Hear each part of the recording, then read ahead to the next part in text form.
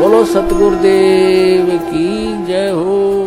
एक आध सिरफिरा जो विशेषकर वो व्यक्ति भ्रमित होता है जिसके कर्म घड़े बिगड़ जाते हैं, जो 100, 200, 1000, 2000 व्यक्तियों को भ्रमित करके उनको अपने पीछे लगा कर गुरु बन बैठता है। अब क्या बन गई, परमात्मा की दया हो रही है, हमारे जो बच्चे शिष्य बनते हैं जो पहले अन्य इन गुरुओं के पास थे, अब बच्चे को बालक थोड़े ही एजुकेटेड है, दास ऐसे ढंग से ज्ञान देता है कि बालक भी समझ जा और प्रमाण देता है, तो उनको समझ में आ रहा है, वो अपने गुरुओं के पास जा रहे हैं। उन गुरुओं से भी कह रहे हैं जी आप भी चलो, आप भी भ्रमित हैं और हमें भी मिसगाइड किया आपने। आपका उद्देश्य तो ठीक था कि हम कुछ मार्गदर्शन करें, लेकिन आपको ही नहीं पता, आप झूठे गाइड बन गए, आप भी चलो। तो जो अच्छी आत्माएं हैं वो आ जाते हैं, दीक्षा भी ले रहे हैं। एक तो ये कह रहा था कि मेरे 20,000 शिष्य हैं, मुझे ये ज्ञान मिला, पहले मैंने ज्ञान गंगा पढ़ा और फिर मैंने अपने शिष्यों से कहा कि तुम भी पढ़ो, देखो इसमें क्या है। तो उन शिष्यों से ने कहा जी इसमें तो अद्वितीय ज्ञान है। तो मैंने कहा कि जाओ तुम दीक्षा लेकर आओ। तो वो अपने शिष्य भेजे उस प्यारी आत्मा ने, और अब कह रहा था पिछले सत्संग पे कि पिछली बार मैं भी आ गया हूं और शेष को भी अब जाके ये ज्ञान गंगा दूंगा और यहाँ लाऊंगा। ये है महान आत्मा। ठीक है, जब तक धोखे में हम भी थे, गलत साधना हम भी कर रहे थे, जिस दिन पता चला उसी दिन हम दिशा बदल ली। तो बुद्धिमान होता ही है। और एक ऐसा सिरफिरा मिला, चेले भी उसके साथ थे, चेलों के सारी समझ मारी, रूस में अहंकार अभी शेष था। वो खड़ा लाइन में कहने लगा जी मैंने 2 बात करनी है। वो कहते हैं जी ये हमारे गुरुजी थे पहले और आज इन्हें दीक्षा ले ली है। अब वो प्रथम दीक्षा ले ली, द्वितीय दीक्षा दी जब उसने कहा कि ये क्या है, ये वही मंत्र है, उल्टे सुल्टे करके दे रहे हो, ये कोई सतनाम हुआ। तो पुण्यात्माओं यही मार खाता ये प्राणी। वो एम था उसके अंदर, अहंकार था। अब डॉक्टर मैं हूं और रोगी वो बनकर आ रहा है और डॉक्टर की दवाई में वो ऑब्जेक्शन कर रहा है। एक जड़ी बूटी होती है, उनको अगर 4-5 जड़ियां मिलाई जाती हैं तो उनका गुण धर्म कुछ अन्य होता है, वो कुछ अन्य लाभ देती है। और जब उनको सिंगल खाया जाता है तो वो अलग लाभ देती है, और जिनको 2 में मिलाकर खाया जाता है तो वो अन्य लाभ देती है। तो इस प्रकार उसको समझाने की चेष्टा की और वो उसका सौभाग्य दुर्भाग्य साथ है, उसका समझ में आई कि ना हुई। तो आपको भी बता रहा हूं कि ऐसे भ्रमित ना होना। पहले तो ये देखो कि जो ज्ञान दास ने आपके रूबरू किया है, विश्व में आज तक ब्रह्मा विष्णु महेश क्लियर नहीं कर सके इसको, इस दास पे दया हुई। तो आगे कौन सी का चीज छोड़ दूंगा मैं, ये भी विचार कर लेना।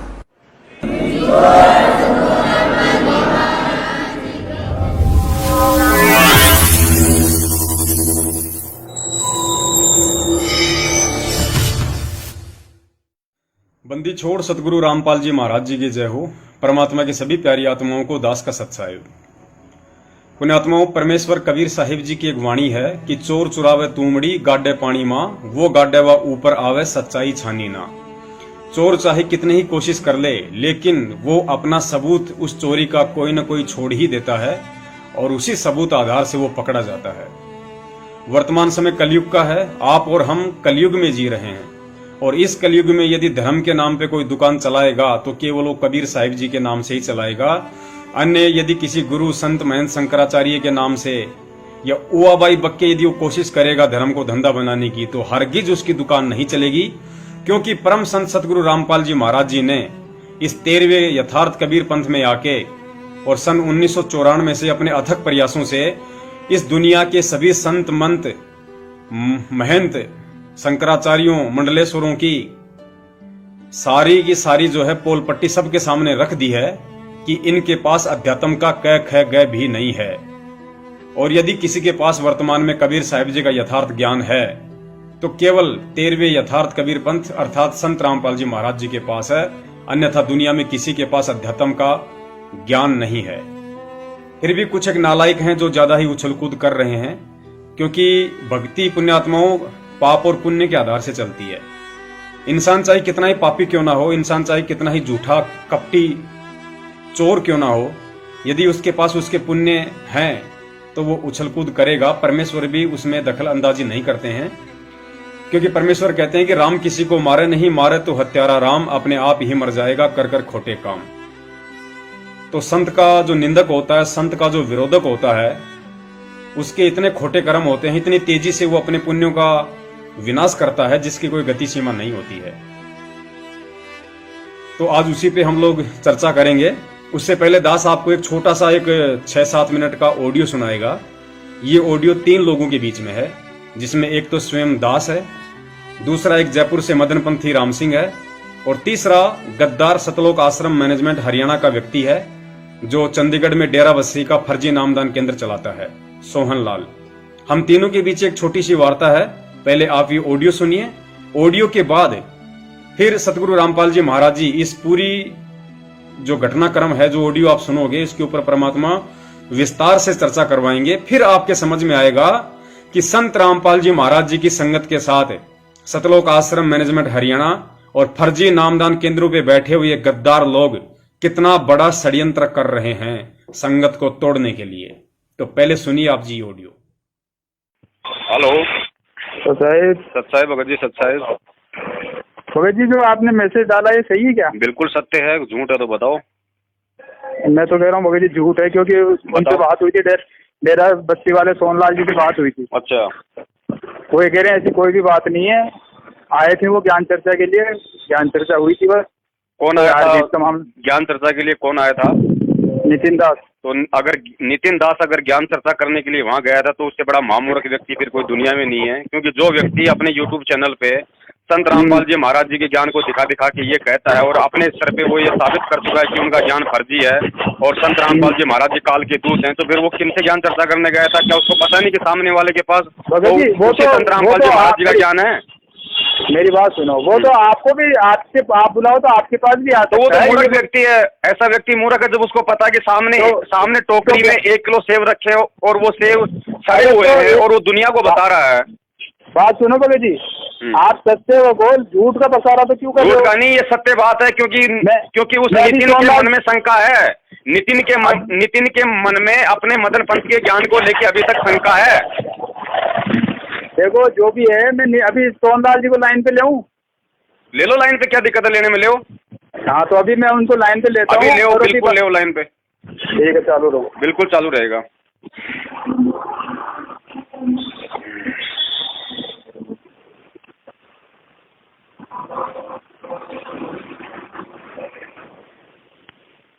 आप जिस व्यक्ति से बात कर रहे हैं उन्होंने आपके कॉल को होल्ड पर रखा है, कृपया लाइन पर बने रहिए। आप जिस व्यक्ति से बात कर रहे हैं उन्होंने आपके कॉल को होल्ड पर रखा है, कृपया लाइन पर बने रहिए। The person you are speaking with has put your call on hold. Please stay on the line. आप जिस व्यक्ति से बात कर रहे हैं उन्होंने आपके कॉल को होल्ड पर रखा है, कृपया लाइन पर बने रहिए। आप जिस व्यक्ति से बात कर रहे हैं उन्होंने आपके कॉल को होल्ड पर रखा है, कृपया लाइन पर बने रहिए। The person you are speaking with has put your call on hold. Please stay on the. Hello hello hello Sohandas ji. Hello Sohandas ji, सत्साई पवन दास बोल रहा हूँ जयपुर से। बड़े भाई बोलो, जुबान बंद मत करो, बोलो। काट दिया उन्होंने फोन। काटेगा क्यों नहीं काटेगा? उसको पता है ना कि उसने किस लिए बुलाया था और वो किस लिए आया था वहाँ पे। अगर सच्चा है तो सामने आके बात क्यों नहीं करे? 1 मिनट दोबारा चालू रखो। मिलाओ भगत जी, मिलाओ।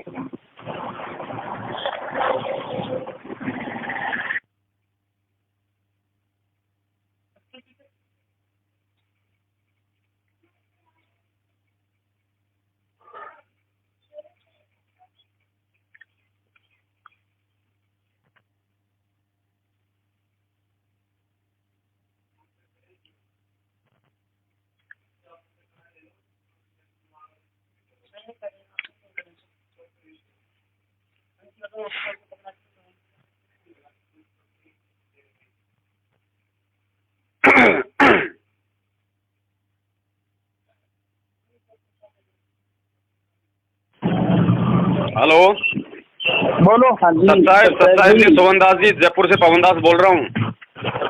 हाँ जी बोलिए जी, हाँ जी, कैसे हो? हाँ जी, राम सिंह जी बोलिए, आप इनसे क्या सवाल करना चाहते हैं? हाँ क्या पूछना बताओ जी चाहते हैं? भगत जी, नितिन दास जी आपके पास ज्ञान चर्चा के लिए आए थे, तो रामपाल जी महाराज से नाम लेने की चर्चा हुई थी?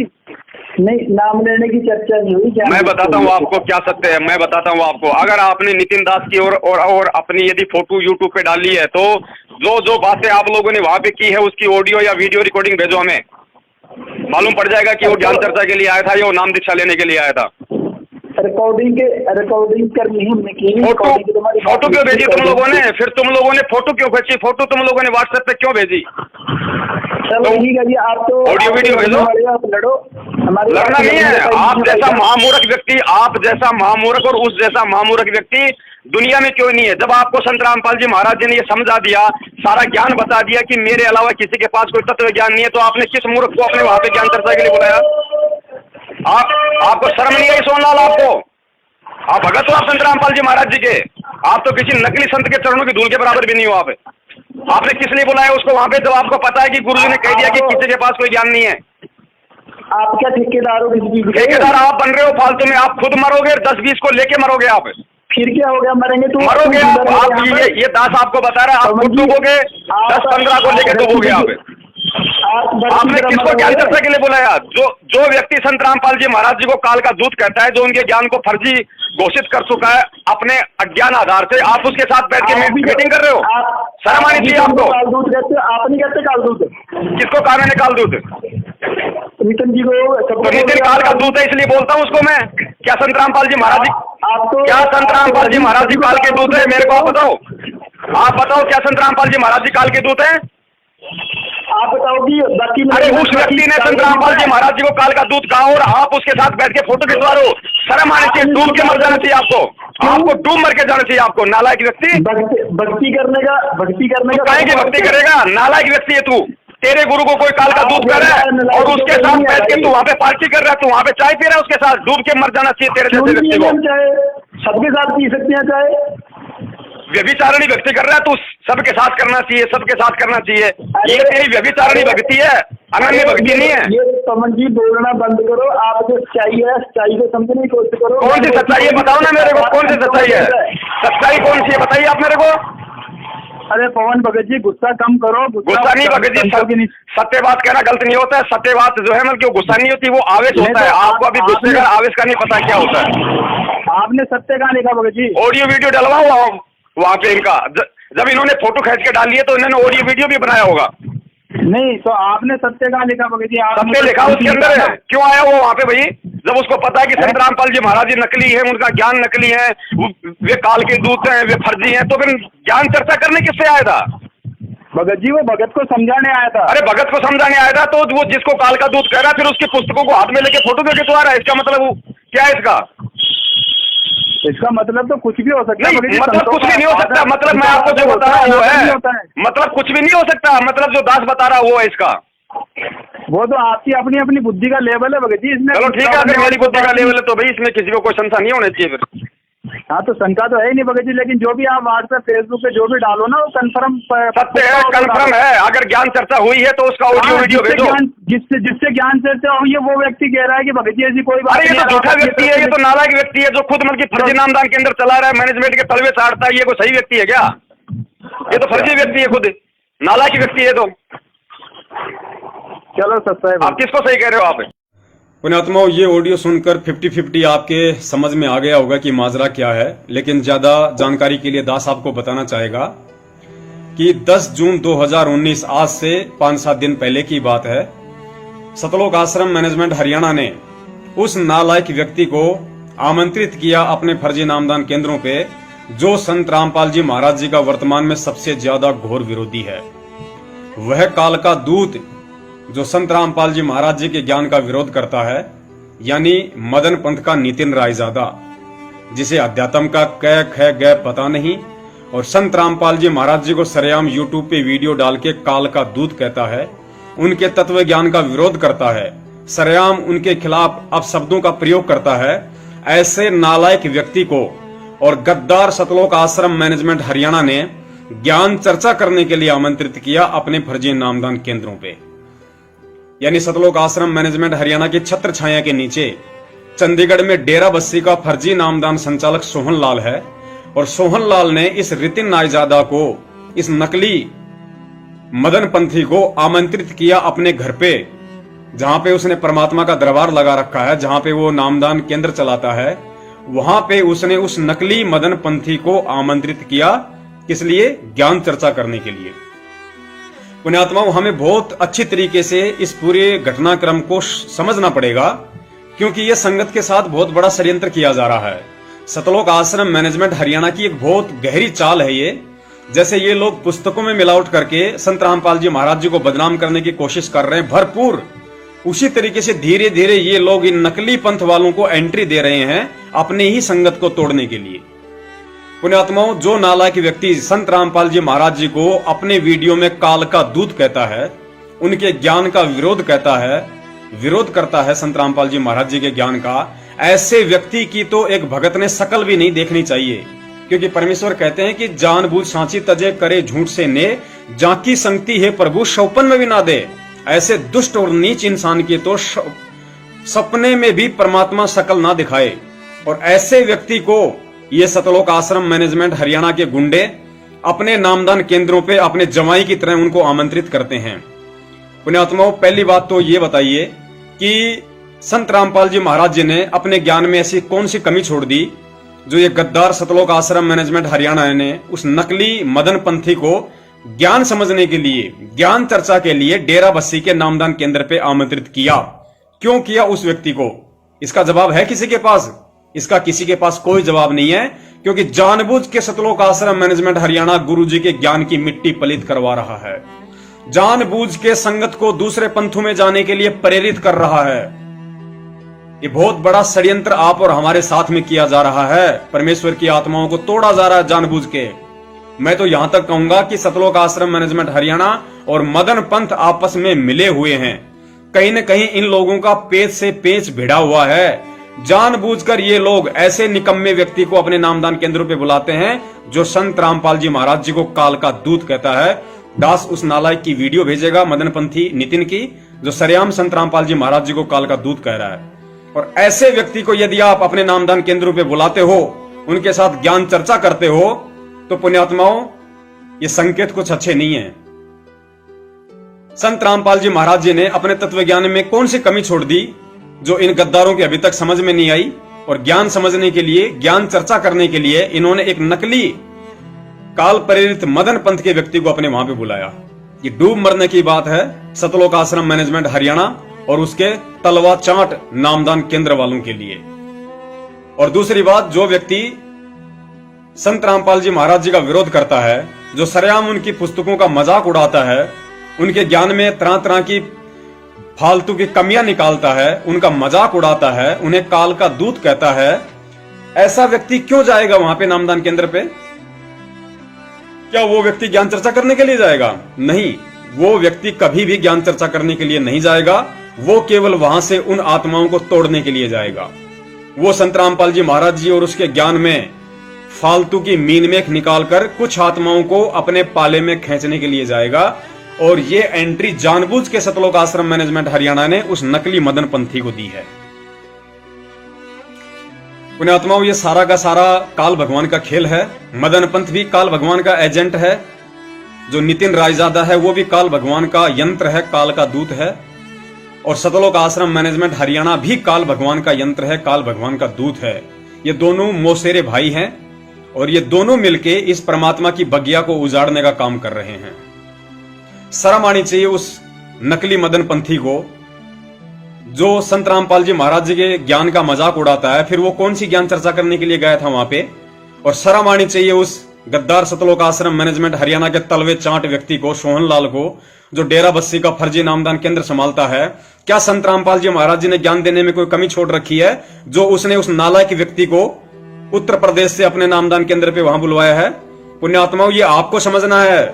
ये लोग तो समझे समझे बैठे हैं, उन लोगों ने नहीं समझना है। ये तो काल के दूत हैं, इन्होंने तो मालिक की बगिया को उजाड़ना है। समझना केवल संगत ने है, क्योंकि संगत के लिए ये सारी रोटियां सेकी जा रही हैं। संगत को तोड़ने के लिए सारे कुप्रयास किए जा रहे हैं। समझना आप और हमें होगा पुण्यात्माओं, ये दोनों के दोनों काल एजेंट हैं। आज दिन में परमात्मा ने दास से कुछ पैम्पलेट वगैरह बनवाए थे जो फेसबुक और व्हाट्सएप पे दास ने डाले थे। एक वीडियो भी बना के डाला था जिसमें परमेश्वर ने बुलवाया था कि ये जो नकली काल प्रेरित मदन पंथ है ये रंभदूत के वंशज हैं। पुण्यात्माओं, कबीर साहिब जी ने बीजक में 4 काल दूतों का वर्णन किया है। आपको एक छोटी सी वाणी सुनाएंगे बीजक से, आपको अच्छी तरीके से समझ में आ जाएगा कि 4 दूत कौन कौन से हैं। रंभ, कुरंभ, जय, विजय, ये 4 दूत स्पेशली काल भगवान ने भेजे थे परमात्मा के इस सत भक्ति मार्ग को खंडित करने के लिए। और कबीर साहिब जी ने आदरणीय धर्मदास जी को इन 4 दूतों के विषय में बताया था, क्योंकि जब कबीर साहिब जी ने धर्मदास जी को इनके विषय में बताया तो धर्मदास जी ने उनसे विनती की थी हाथ जोड़ के कि हे परमेश्वर, उन 4 दूतों का आप थोड़ा विस्तार से वर्णन कीजिए, उनके लक्षण क्या होंगे, उनकी विशेषता क्या होगी, किस तरीके से वो आपके सत भक्ति मार्ग में पाखंड फैलाएंगे ताकि कलयुग के जीवों को उनकी पहचान हो सके और वो सतर्क हो सकें। तो परमेश्वर कबीर साहिब जी ने उन 4 दूतों का वर्णन किया है।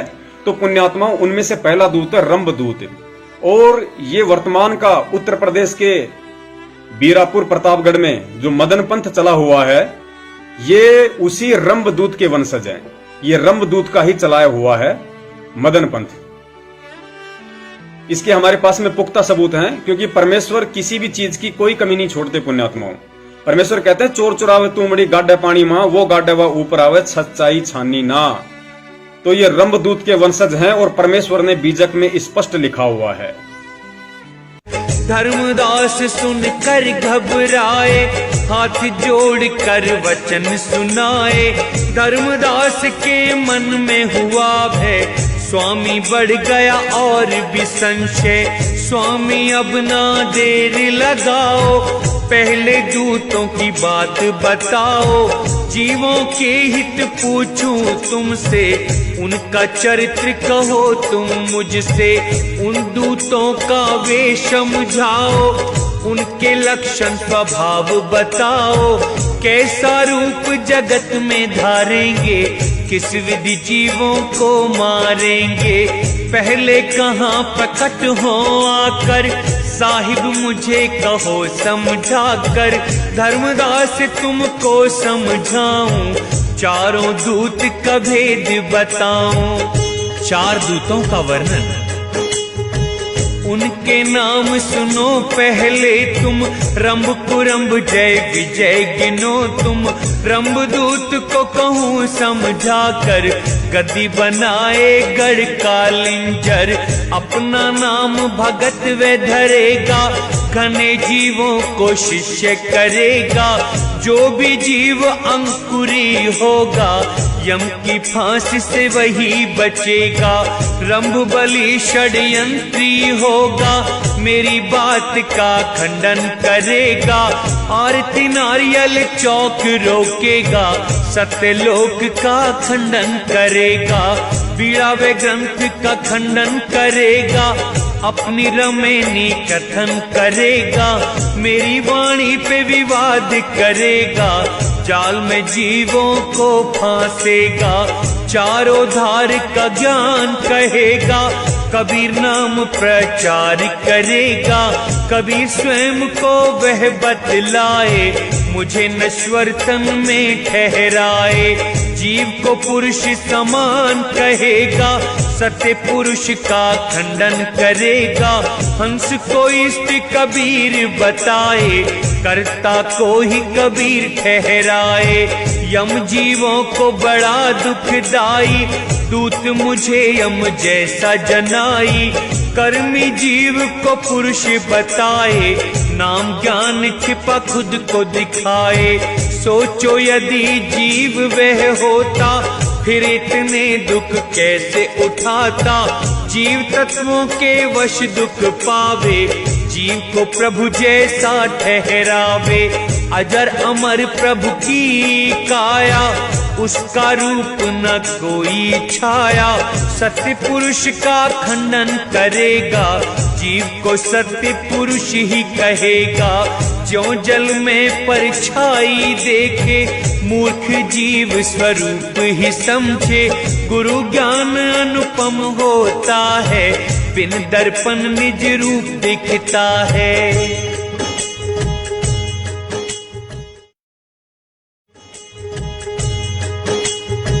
इस विधि रंभ अपर बलि यहाँ छल से मत फैलाएगा। गाकर नाम कबीर का यहाँ जीवों को फंसाएगा। अंश वंश आप जी ने इस वाणी में स्पष्ट सुना और बीजक में आपने देख भी लिया लिखा हुआ, जिसमें लिखा हुआ है कि रंभदूत का करो बखाना, गढ़ कालिंजर रोपे थाना। यानी आदरणीय धर्मदास जी को परमेश्वर कबीर साहिब जी ने कहा कि अब मैं तुझे रंभदूत के बारे में बताता हूं, जो गढ़ कालिंजर में अपना स्थान रोपेगा, वहां पे अपना स्थान बनाएगा। अब पुण्यात्माओं, हम आपको स्पष्ट बताते हैं कि ये गढ़ कालिंजर क्या है। उसके लिए आप देखिए, ये जो नकली काल प्रेरित मदन पंथ है, इनकी एक पुस्तक है नाम प्रकाश टीका। इसके पेज नंबर 11 पे इनका जो पंथ प्रवर्तक है, जहां से इस पंथ की स्थापना हुई है सन 1843 से, मदन साहब से।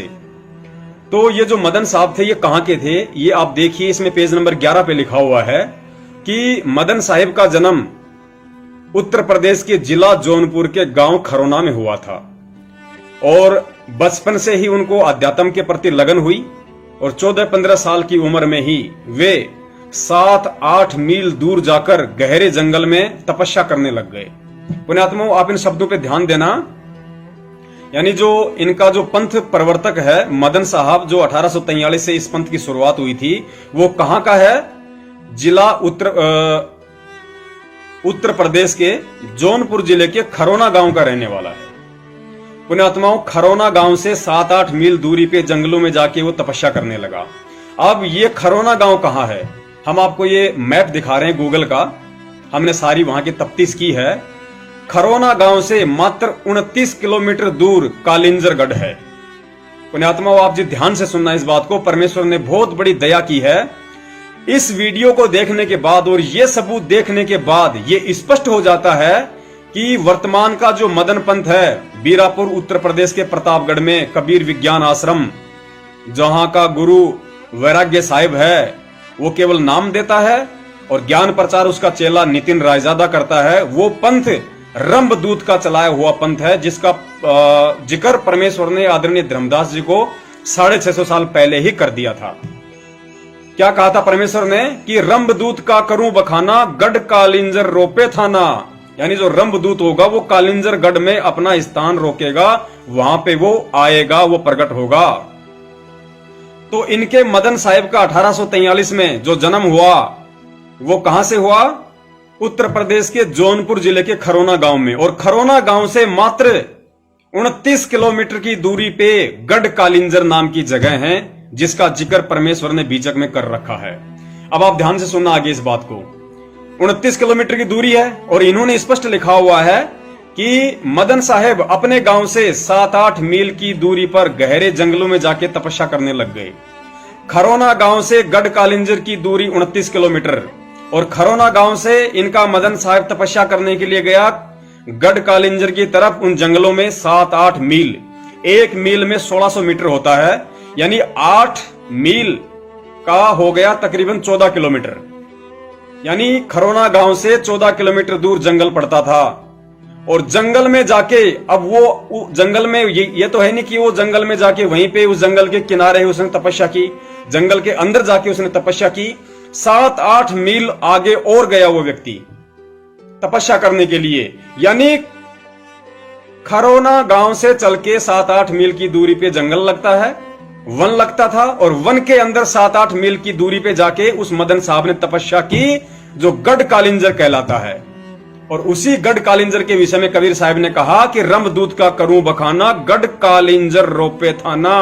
यानी सन 1843 में इस मदन पंथ के प्रवर्तक मदन साहब ने उसी गढ़ कालिंजर में अपना स्थान रोका था, वहां पे इसने तपस्या की थी। अर्थात ये इनका जो मदन साहब है वो स्वयं रंभदूत था और उसी रंभदूत का चलाया हुआ आज ये मदन पंथ है।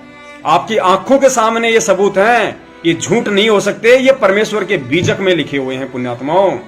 और ये सबूत देखकर भी अपनी आंखों से यदि किसी को यकीन ना हो, यदि कोई विश्वास ना करे, तो पुण्यात्माओं उससे बड़ी अंधी और मूर्ख आत्मा फिर इस दुनिया में कोई नहीं हो सकती। जो भी व्यक्ति अध्यात्म से थोड़ा बहुत परिचित होगा वो झट से समझ जाएगा पुण्यात्माओं, क्योंकि परमेश्वर कहते हैं कि डूबे थे पर उबरे गुरु की ज्ञान चमक, और बेड़ा देखा जर्जरा उतर चले फड़क। ये टूटा हुआ बेड़ा है, ये जर्जरा बेड़ा है, ये जर्जरी नाव है मदन पंथ। और जो पुण्यात्मा होगी वो इस सबूत को देख के, क्योंकि इससे बड़ा कोई सबूत नहीं हो सकता जो ये साबित करता है कि वर्तमान का जो मदन पंथ है वो काल का चलाया हुआ पंथ है, काल के दूत रंभ का चलाया हुआ पंथ है, जिसका मुख्य मकसद केवल परमेश्वर की आत्माओं को तोड़ना है। पुण्यात्माओं, आगे परमेश्वर ने इस वाणी के माध्यम से हमें बताया है, इसमें लिखा भी हुआ है कबीर बीजक में, आप जी स्पष्ट रूप से देख भी रहे हो। आगे धर्मदास जी को समझाते हुए कबीर साहिब जी ने कहा कि कबीर कि भाई धर्मदास, वो जो रंभ दूत होगा वो आरती नारियल चौका को रोकेगा। पुण्यात्माओं, आज मदन पंथ में जो कबीर साहिब जी अपने भक्तों को नाम दीक्षा देते थे वो मंत्र नहीं दिए जाते हैं, वो उनका विरोध करते हैं और कहते हैं कि ये तो काल के मंत्र हैं। मदन पंथ में ना ही उनके भक्तों से आरती करवाई जाती है, ना उनको नित्य नियम करने के लिए दिया जाता है, ना ही मदन पंथ वाले उनके घरों में दीपक जलाने के लिए बोलते हैं। पुण्यात्माओं, वाणी चरितार्थ हो रही है। कबीर साहिब जी ने जो धर्मदास जी को कहा था कि वो जो रंभदूत होगा वो आरती नारियल चौका को रोकेगा, और आज वही काम मदन पंथ कर रहा है। इसके अलावा उस वाणी में आगे परमेश्वर ने धर्मदास जी को बताया कि वो सतलोक का खंडन करेगा, सत्य पुरुष का खंडन करेगा, यानी वो सतलोक को झूठी रचना बताएगा, सत्य पुरुष का खंडन करेगा कि कोई सत्य पुरुष नहीं है। और पुण्यात्माओं, अभी आप जी अपनी कानों से सुनना, आंखों से देखना, ये काल दूत नितिन अपने वीडियो में कह रहा है कि कोई सतलोक नहीं है। धर्मदास जी को केवल नकली साधना छुड़वाने के लिए कबीर साहिब ने सतलोक की झूठी कहानी बनाई थी, झूठी रचना बताई थी, जबकि कोई सतलोक नहीं है और ना ही कोई सत्य पुरुष है। पुण्यात्माओं, वाणी चरितार्थ हो रही है। जो जो बात इसमें लिखी हुई है कि वो गढ़ कालिंजर में आएगा, फिर वो जो अच्छी आत्मा होंगी उन आत्माओं को वो फंसाएगा, उन आत्माओं से वो आरती नारियल चौका छुड़वाएगा, सतलोक को झूठी रचना बताएगा, सृष्टि रचना को झूठा बताएगा, खुद सत्य पुरुष यानी कबीर साहिब जी का खंडन करेगा। और वो सारा का सारा काम पुण्यात्माओं ये मदन पंथ वाले कर रहे हैं, ये नितिन कर रहा है। ये काल का दूत है, रंभ दूत का वंशज है। क्योंकि देखो, धर्मदास की जो बुद्धि थी वो कहां तक काम करती थी। धर्मदास मूर्ति पूजा करते थे। आपको भी पता है कि धर्मदास और उनकी पत्नी जो थी वो मूर्ति पूजा करते थे। अब एक मूर्ति पूजक को तुम जाकर आत्मा परमात्मा की बात करोगे तो वो कभी नहीं समझ सकता, वो कभी नहीं जान सकता, क्योंकि उसको जो पुराने पंडितों ने, पुराने जो ऋषि मुनियों ने घोटा पिला रखा था कि ऐसे एक स्वर्ग होता है, वहां पर इंद्र होता है, और ये कृष्ण जी होते हैं, ये राम जी होते हैं, ये ऐसे पैदा हुए, ये ऐसे आए इस दुनिया में, ये लीला रची। तो इतना कुछ उनके दिमाग में भरा हुआ था कि वो आत्मा परमात्मा की बातों को नहीं समझ सकते थे। इसलिए कबीर साहब ने उनके ज्ञान को खट्टा करने के लिए, उनके ज्ञान को, जो उनको ज्ञान पढ़ा रखा था, जो रंग रखा था, उस रंग को फीका करने के लिए कबीर साहब ने एक कहानी की रचना करी। उस कहानी की रचना क्या करी कि एक सत्पुरुष था, सत्पुरुष के द्वारा ऐसे ऐसे हम पैदा हुए और हम लोग काल के चक्कर में आके यहाँ फंस गए, और वही काल की जो घरवाली है वो शेरावाली माता है, और उसके 3 बच्चे हैं जो ब्रह्मा विष्णु महेश हैं, और उनसे ये सृष्टि चल रही है। और यही 5 हम सबको फंसाने के लिए ही ये सारी लीला करते हैं। जितने भी इन्होंने लीला करी हैं ये सब जीव को फंसाने के लिए, अपने तक ही सीमित रखने के लिए ये लीला करते हैं। जब ये ज्ञान धर्मदास जी ने सुना और ये भी पूछा कबीर साहब से कि क्या ये सत्य है, देखो एक बार में विश्वास नहीं किया, उन्होंने समझाया कि हाँ यही सत्य है, तो उनके मन से इन 5 के लिए श्रद्धा खत्म हो गई। उसके बाद इस वाणी में आगे परमेश्वर ने धर्मदास जी को बताया कि धर्मदास वो मेरी वाणियों में तोड़ मरोड़ करेगा। और पुण्यात्माओं, आज इस काल प्रेरित मदन पंथ के यूट्यूब गुरु नितिन रायजादा ने, संत रामपाल जी महाराज जी ने जो यथार्थ वाणियां कबीर साहिब जी की बताई हैं, दुनिया के सामने रखी हैं, ये नालायक व्यक्ति उनका खंडन करता है अपनी उआबाई बक के।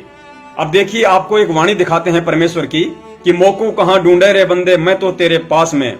लास्ट में इसमें परमेश्वर ने कहा है कि ना मैं त्रिकुटी भवर गुफा में, सब श्वासन के श्वास में। परमेश्वर कहते हैं, परमेश्वर की जो मूल वाणी है कबीर साहिब की, उसमें कहा है कि सब श्वासन के श्वास में, कि धर्मदास मैं तो सभी की श्वासों के श्वास में हूं। और ये नालायक व्यक्ति अपने वीडियो में कह रहा है कि ना श्वासन के श्वास में, यानी वाणियों में तोड़ मरोड़ कर रहा है। एक दूसरी वाणी और है परमेश्वर की जो कबीर मंसूर में है, कबीर मंसूर में लिखी हुई है। जो मूल वाणी है वो कबीर मंसूर में है। और आपको बताते हैं ये जो मूल वाणी है ये कबीर मंसूर ग्रंथ के पेज नंबर 662 में लिखी हुई है। वाणी है, शरण मोर गही उतरो पारा, बार बार मैं यही पुकारा, मुख से कहो कबीर कबीर, तब ही मिटे काल की पीर। यानी जो यथार्थ वाणी है, जो मूल वाणी है कबीर मंसूर ग्रंथ के पेज नंबर 662 में, उसमें कबीर साहिब जी लिखते हैं कि शरण मोर गही उतरो पारा, बार बार मैं यही पुकारा, मुख से कहो कबीर कबीर, तब ही मिटे काल की पीर। परमेश्वर कह रहे हैं कि मुख से कहो कबीर कबीर, तब ही मिटे काल की पीर। और ये नालायक व्यक्ति उस वाणी का क्या उल्टा अर्थ करके हमें बता रहा है कि सार नाम गए उतरो पारा, बार बार मैं यही पुकारा, मुख से कहो कबीर कबीर, तो न मिटे काल की पीर। यानी परमेश्वर की वाणी का उल्टा अर्थ करके पेश कर रहा है। आप इसके वीडियो में, इसका एक यूट्यूब चैनल है कहत कबीर सुनो भाई साधो, आप जी वहां पे इसकी उवाबाई को देख सकते हो। ये आज अपनी वाणियों से, अपनी जुबान से पलट नहीं सकता है, क्योंकि लोगों ने इसके वीडियो को डाउनलोड कर लिए हैं, सबूत सबके पास में है। तो पुण्यात्माओं, कबीर साहिब जी ने जो आदरणीय धर्मदास जी को जो बातें बताई थी और जो बीजक में लिपिबद्ध कर दी गई हैं, उन वाणियों में परमेश्वर ने कहा था कि वो मेरी वाणियों में हेरा फेरी करेगा, उनको तोड़ मरोड़ के उल्टा अर्थ करके जीवों को भ्रमित करेगा। पुण्यात्माओं, 4 बात हो गई और चारों की चारों बातें 100% नहीं, 1001% इसी नकली मदन पंथ के ऊपर सटीक बैठ रही हैं। आप जिन्हें मानचित्र भी देख लिया, जो कि खरोना गांव से मात्र 29 किलोमीटर की दूरी पे गढ़ कालिंजर है, जहां पर रंभदूत आया था, परमेश्वर ने जिक्र किया है। और इनका जो मदन साहिब है, इस पंथ का जो प्रवर्तक है, सन 1843 में खरोना गांव से 7-8 मील की दूरी पे जंगल में गया, जंगल के फिर अंदर गया, यानी गढ़ कालिंजर में जाके उसने तपस्या की थी। उसके बाद परमेश्वर ने कहा कि धर्मदास, वो मेरी जो साधना है, मैंने तुम्हें जो साधना बताई है, जो मैंने लिपिबद्ध करवा दी है, जो मैंने जो सतपुरुष का जो विधान है मैंने जो तुम्हें बता दिया है, वो उसमें मीन मेख निकालेगा। मैंने तुम्हें जो करने के लिए कहा है, आरती, नारियल, चौका, जो मंत्र दीक्षा मैंने तुम्हें दी है, वो उन सबका खंडन करेगा। आरती, नारियल, चौका रोकेगा, और वो मदन पंथ रोक रहा है। पुण्यात्माओं, परमेश्वर की वाणियां जब सुबह सुबह हम लोग, सतगुरु रामपाल जी महाराज जी ने हम पे जो अनमोल दया बख्शी है, हमें जो नित्य नियम दिया है 48 मिनट का, दोपहर की असुर निकंदन रमेणी दी है जो सर्व देवताओं की स्तुति है, और शाम को जो संध्या आरती दी है, पुण्यात्माओं, वो परमेश्वर की वाणियां है। परमेश्वर की वाणियां जितनी ज्यादा चलें, चाहे वो ट्रांजिस्टर में चलें, चाहे वो अपने मुख कमल से हम बोलें, चाहे हम परमेश्वर की पुस्तकों में देख देख के बोलें, पुण्यात्माओं, ये सत्य शब्द हैं और शब्द कभी खंड नहीं होता है। जब ये परमेश्वर की वाणियां जितनी ज्यादा उच्चारित होंगी, जितनी ज्यादा उच्चारित होंगी, ये शब्द ब्रह्मांड में जाएंगे। और ब्रह्मांड में जो शब्द गूंज रहे हैं वर्तमान में, जो दुनिया की जो हाहाकार है, जो कुशब्द हैं, उनके नीचे जाके जितनी परमेश्वर की वाणियां उनके बच्चों के मुख कमल से, या परमेश्वर के मुख कमल से, या सतगुरु के मुख कमल से जितनी वाणियां उच्चारित होंगी, ये सत्य शब्द उच्चारित होंगे, ये उन ऊपर की जो वाणियां हैं, जो कुशब्द हैं, उनके पीछे अपनी एक लेयर बना लेंगे, और ऊपर जो शब्द हैं उनका असर फिर नीचे आना बंद हो जाएगा। और नीचे जो अच्छे शब्दों की जो परत है, जो लेयर है, जो हम लोग सुबह सुबह नित्य नियम करते हैं, सतगुरु रामपाल जी महाराज जी का जो सत्संग चलता है, कबीर साहिब जी की वाणियां निकलती हैं आज हर घर में, वो अच्छी वाणियां होंगी, वो नीचे की परत होंगी, ऊपर वालों को ढक देंगी, वो नीचे जमा हो जाएंगी, और फिर उन वाणियों का वही असर होगा जो परमेश्वर का होता है, यानी अच्छा असर होगा पूरी पृथ्वी पे। इस तरीके से एक बार पुनः इस कलयुग में सतयुग आएगा, और ये काल के दूत परमेश्वर की वाणियों को उच्चारित करने से मना कर रहे हैं, अपने शिष्यों को परमेश्वर की वाणियां उच्चारित नहीं करने दे रहे हैं।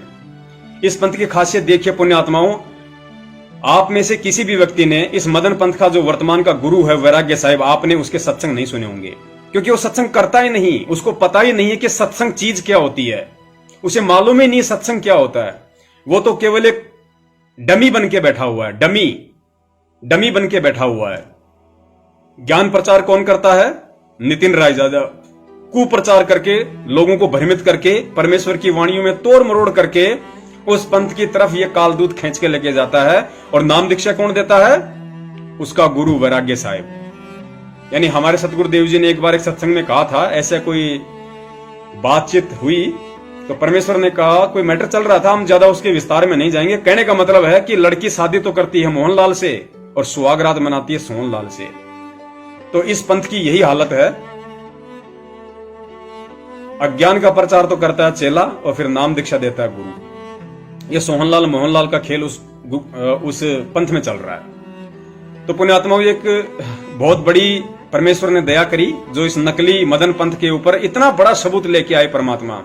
देखो पुण्यात्माओं, परमेश्वर आपके सामने खड़े होके अपना सीना फाड़ के आपको ये नहीं दिखाएंगे कि देख लो भाई, मेरे अंदर जो लिखा हुआ यही सत्य है कि ये जो मदन पंथ है ये रंभदूत के वंशज हैं और ये वही मदन साहब है जो कालिंजर में जाके इसने अपना स्थान रोका था, वहां जाके इसने तपस्या की थी, जिसका जिक्र मैंने 650 साल पहले धर्मदास जी को किया था।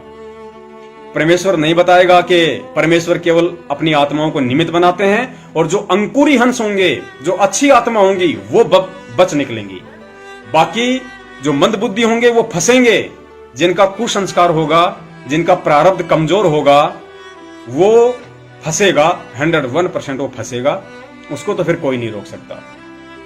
आगे इस वाणी में परमेश्वर ने बोला है कि जो अंकुरी हंस आत्मा होंगी वही बचेंगी उसके जाल से। तो पुण्यात्माओं, जिसको परमेश्वर सतगुरु रामपाल जी महाराज जी ने अनमोल तत्व ज्ञान दिया है, जिसका प्रारब्ध मजबूत है, वही हंस आत्मा केवल उस काल पंथ में जाने से बचेगी। अन्य जितने भी बाकी तो बेतरा जगत है, संसार है, संसार को नहीं पता कि क्या अध्यात्म है। जैसे पहली बार हम लोग संत रामपाल जी महाराज जी के शरण में आए, उससे पहले हमें नहीं पता था कि अध्यात्म क्या होता है, गुरु क्या होता है, सतगुरु क्या होता है, भक्ति करना क्यों आवश्यक है, मोक्ष क्या होता है, सतलोक क्या होता है, हमें कुछ भी मालूम नहीं था। लेकिन परमेश्वर ने हमारे पूर्व जन्म के दृढ़ भक्ति संस्कारों की वजह से, दृढ़ प्रारब्ध कर्मों की वजह से परमेश्वर ने हमारा हाथ पकड़ा, हमें अपनी शरण में लिया और हमें अपना ये तत्व ज्ञान समझाने की अनमोल दया की। तो आज हमें ये चीजें समझ में आ रही हैं सतगुरुदेव जी की दया से, और आप जियो तक हमें संदेशा भेज पा रहे हैं। तो पुण्यात्माओं, एक ये बहुत बड़ी साजिश है। ये तो कालपंथ है ही है, मदन पंथ, इसमें तो कोई संशय नहीं है, क्योंकि परमेश्वर ने सबकी जड़ें दिखा दी हैं। और पेड़ की जड़ दिखाने के बाद थोड़े दिन तो वो हरा भरा रहता है, लेकिन धीरे धीरे वो मुरझाने लगता है, वो सूखने लगता है। तो संत रामपाल जी महाराज जी के भक्तों से विशेषकर मेरा निवेदन है कि चलिए, आप लोगों की समझ में नहीं आ रहा कि गुरुद्रोही कौन है और गुरुमुखी कौन है, ये चलो हम इस विषय पे बाद में बात करेंगे, लेकिन इतना तो समझ लो कि आप लोगों के साथ कितना बड़ा छल किया जा रहा है। संगत को तोड़ा जा रहा है सतलोक आश्रम मैनेजमेंट हरियाणा के द्वारा, क्योंकि इस काल दूत नितिन को पवन दास जयपुर वाले ने आमंत्रित नहीं किया। पवन दास जयपुर वाले ने ज्ञान चर्चा करने के लिए नहीं बुलाया, क्योंकि पवन दास जयपुर वाले को तो पता है कि इस दुनिया में संत रामपाल जी महाराज जी के अलावा किसी के पास ज्ञान की छींट भी नहीं है। और संत रामपाल जी महाराज जी का भगत होकर यदि इस कालपंथी, जो हमारे सतगुरुदेव जी को काल का दूत कहता है, उनके ज्ञान का विरोध करता है, उनकी वाणियों का खंडन करता है, ऐसे काल दूत को अपने घर पे बुलाने वाला कोई महानीच व्यक्ति होगा, महादुष्ट व्यक्ति होगा, वो संत रामपाल जी महाराज जी का भगत नहीं हो सकता। और वो महानीच, वो महादुष्ट, वो नालायक गद्दार सतलोक आश्रम मैनेजमेंट हरियाणा है, जिसने डेरा बस्सी के फर्जी नामदान केंद्र पे उस नकली रंभदूत के वंशज नितिन को अपने घर पे बुलाया। जैसा कि मुझे नहीं पता था कि 12वां पंथ कब खत्म हो रहा है, और मुझे नहीं पता था कि मैंने कब YouTube चैनल बनाया, और मुझे कभी ध्यान देने की जरूरत भी ना पड़ती कि मैंने किस तारीख को चैनल बनाया या कब 12वें पंथ को खत्म किया गया परमात्मा के द्वारा। मुझे नहीं पता था और ना ही मुझे कभी पता चलता। लेकिन खुशी की बात यह है कि स्वयं 12वें पंथ के ही काल दूतों ने मुझे फोन किया और मुझे कंपेल किया ये बताने के लिए कि मैंने कब चैनल बनाया और कब 12वां पंथ खत्म हुआ। तो मैं भी हैरान हो गया देख के कि 11 तारीख को जो सजा मिली 12वें पंथ के कालदूत को, उसी के अगले 2 दिन बाद हमारा YouTube चैनल बना है। हैरान हो गया मैं। ये बंदी छोड़ की दया होती है। देखो, ये उसके इशारे होते हैं। अब इन इशारों को जो समझ जाता है वो काल जाल से निकल जाता है। इसी प्रकार उन्हीं के द्वारा बताने पे ये वाणी भी सिद्ध हो गई कि मूल ज्ञान तब लग छुपाई, जब लग द्वादश पंथ ना मिट जाई। यानी कि जब तक 1% भी आस रहेगी कि 12वां पंथ अभी नहीं मिटा है, जब तक मूल ज्ञान को उजागर नहीं करना है। अब उम्र कैद हुई है आखिरी सांस तक, तो अब मूल ज्ञान को प्रकट करने का समय आ गया था। उसके साथ में फोटो खिंचवा रहा है, उसके साथ बैठ के चाय पी रहा है। डूब के मरने की बात है ये गद्दार सतलोक आश्रम मैनेजमेंट हरियाणा के लिए, और डूब के मरने की बात उन लोगों के लिए है जो इस गद्दार मैनेजमेंट के पीछे चल के अपना जीवन बर्बाद कर रहे हैं, अपना जीवन नाश कर रहे हैं। पुण्यात्माओं, ये पक्का काल का दूत है सतलोक आश्रम मैनेजमेंट हरियाणा, लिखवा लो इस बात को। भले ही आपको समझ में ना आ रहा हो, परमेश्वर ने जिन आत्माओं को सद्बुद्धि दी है, जिन पे अपने तत्व ज्ञान की दया की है, वो आत्माएं स्पष्ट देख पा रही हैं कि सतलोक आश्रम मैनेजमेंट हरियाणा संत रामपाल जी महाराज जी का गद्दार भाई महेंद्र भगोड़ा, उनका भतीजा अमित, संत रामपाल जी महाराज जी के दोनों बेटे, उनकी बेटियां, उनका जवाई, उनके रिश्तेदार, उनके भाई बंधु, उनका परिवार, ये सब के सब काल दूत हैं, ये सब के सब काल एजेंट हैं, और सब के सब झूठ और स्वार्थ में इस परमात्मा की प्यारी संगत का सत्यानाश करने पे तुले हुए हैं। विस्तार से इनके सारे सबूत हमने ट्रू वीडियो चैनल पे डाल रखे हैं। अगर परमात्मा दया करें, आपको सद्बुद्धि दें, और कभी आपके भेजे में ये बात घुसे कि हमें देखने चाहिए, क्योंकि परमेश्वर कहते हैं जब तक हम दोनों तरफ की बातें नहीं सुनेंगे, जब तक हम दोनों तरफ की बातों पे गौर नहीं करेंगे, विचार नहीं करेंगे, हम कभी भी सच्चाई तक नहीं पहुंच सकते। परमेश्वर ने हमें भगत बनाया है, हमें सच्चा इंसान बनाया है। और एक जज होता है कोर्ट में, वो दोनों तरफ की बातें सुनता है, देखता है, उन पे विचार करता है, उसके बाद वो कोई निर्णय लेता है। और यदि एक पक्ष की बात सुन के यदि जज कोर्ट में निर्णय देता है, वो जज नहीं होता, वो अन्यायी व्यक्ति होता है। तो पुण्यात्माओं, गांव में जैसे पंचायत बुलाई जाती है, दोनों पक्षों को बुलाया जाता है, उन दोनों पक्षों की बातें उन पंचों के द्वारा सुनी जाती हैं, और जब दोनों पक्षों की बातें पूरी हो जाती हैं, उसके बाद वो पंच मिलके फिर कोई डिस्कस करते हैं, कोई निर्णय करते हैं कि गलती किसकी और सही कौन है। और परमेश्वर ने अपने बच्चों को तत्व ज्ञान देके उस जज से उत्तम बनाया है, उन पंचायतियों से उत्तम बनाया है। और यह तत्व ज्ञान लेके यदि भगत समाज भी आज दोनों पक्षों की बात नहीं सुनता है, यदि नामखंड के भय से कि पवन दास की वीडियो देख लेंगे तो नामखंड हो जाएगा, यदि इस डर से यदि केवल एक पक्ष की बात सुनकर ही कोई फैसला कर रहा है, तो वो भगत नहीं है, वो काल प्रेरित आत्मा है। वो संत रामपाल जी महाराज जी का भगत नहीं हो सकता, क्योंकि संत रामपाल जी महाराज जी ने अपने भगत को शिक्षा दी है कि कहे कबीर सोई जन मेरा, जो नीर खीर का करे निबेरा। अब नीर खीर का निबेरा कौन करेगा?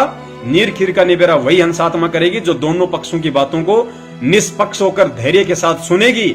फिर परमेश्वर ने उनके ऊपर जो अनमोल तत्व ज्ञान की बरसात की है, उस आधार से वो निर्णय करेंगे कि वास्तव में सही कौन है और गलत कौन है, क्योंकि सबूत सबके सामने है।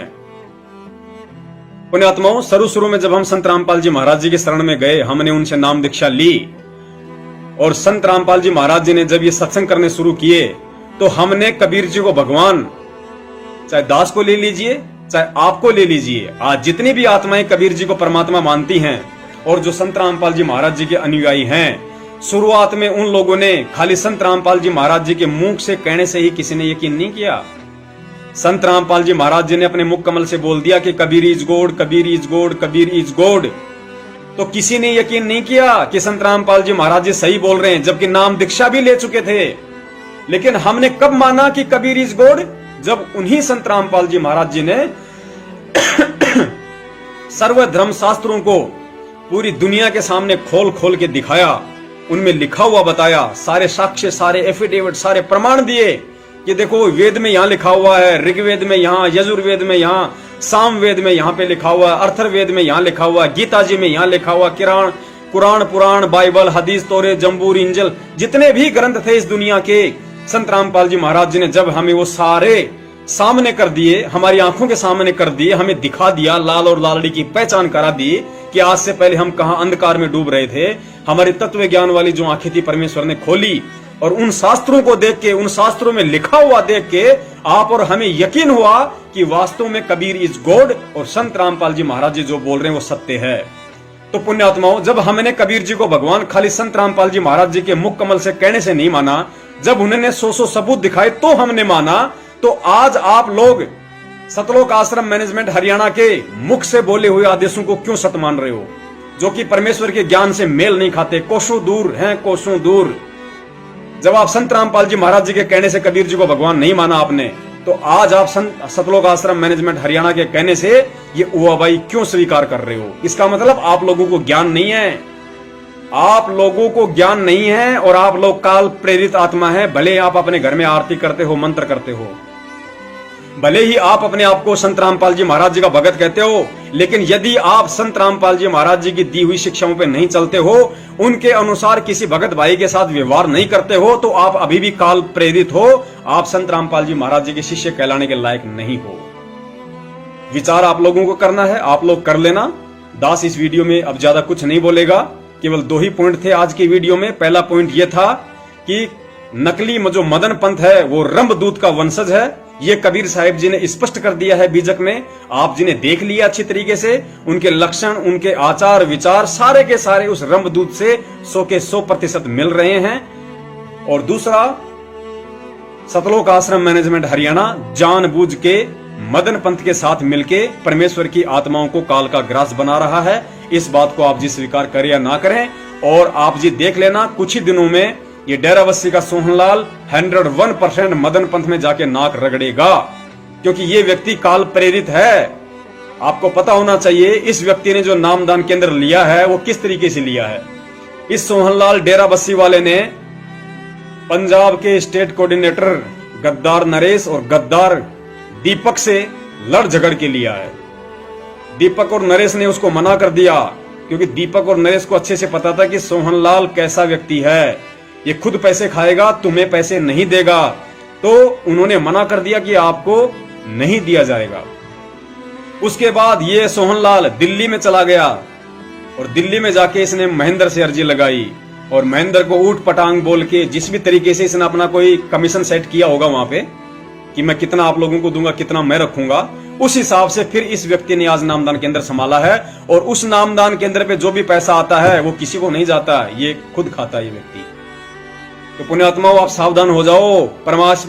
परमेश्वर ने लाखों सबूत आप लोगों की आंखों के सामने खड़े कर दिए, झड़ी लगा दी है। और आज भी अगर आप अपनी आंखें नहीं खोलोगे, इस भेजे का इस्तेमाल नहीं करोगे, तो पुण्यात्माओं पशु योनि में जाने के अलावा और कोई रास्ता नहीं है। संत रामपाल जी महाराज जी जबरदस्ती हमारी गर्दन पकड़ के सतलोक नहीं लेके जाएंगे। उनका काल भगवान के साथ एग्रीमेंट है, उनका वचन है कि केवल जो मेरे ज्ञान में रहेगा वो मेरा, और जो मेरे ज्ञान से बाहर चलेगा वो काल भगवान का। आज 80% संगत काल भगवान के इशारे पे चल रही है, ना कि संत रामपाल जी महाराज जी के ज्ञान के ऊपर चल रही है।